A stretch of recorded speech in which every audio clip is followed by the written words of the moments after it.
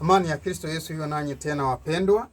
Ni wakati mwingine tena ninashukuru Mungu na kusema ni asante, na ninakukaribisha sana ili tupate kujifunza neno lake. Ukweli ni kwamba bila Mungu hatuwezi. Mwanadamu sio kitu kama Mungu hachamruhusu, kama Mungu hachamkabidhi uhai na afya. Kuna nchi nyingi sana duniani wanahangaika na njaa na vimbunga na vita na gharika za maji. Lakini leo hii wewe mahali unaishi hapa Kenya, Tanzania, Uganda, unaishi kwa amani. Tatizo yenye iko tu ni wewe na mwenzako, jirani yako, mnafanyiana tu vitina, ndio mnahangaishana. Lakini mkiishi kwa umoja na upendo na amani, mambo mengine hakuna. Matatizo tulio nayo tumesababisha wenyewe.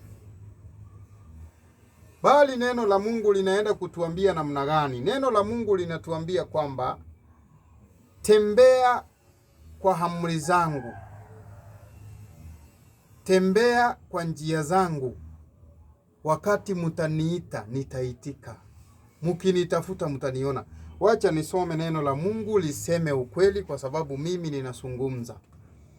Wacha nithibitishe maandiko haya ambayo yako kwenye kitabu cha Yeremia sura ya 29 mstari wake wa 11. Inasema hivi: maana nayajua mawazo ninayowawazia ninyi, asema Bwana, ni mawazo ya amani,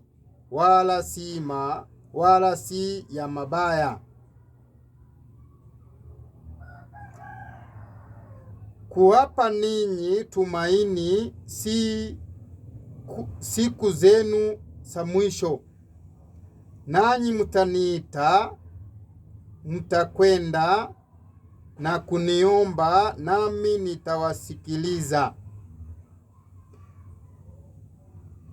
Nanyi mtanitafuta na kuniona, mtakapo nitafuta kwa moyo wenu wote, nami nitaonekana kwenu, asema Bwana. Mawazo yale Mungu ako nayo, ama vile anatufikiria kwa uzuri, anatupangia mema. Shida ni sisi hatutaki kumfuata.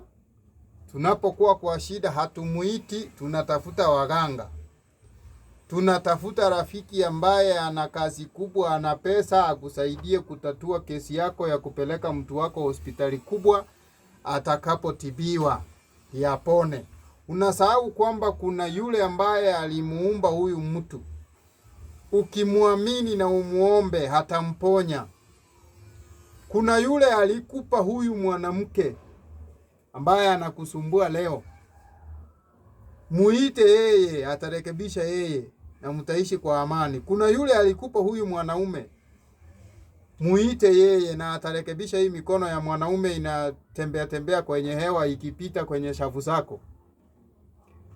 Hita huyu Mungu mwenye alikupea hawa watoto. Atakuongoza kwa hekima yake, uwalee vizuri na warekebike.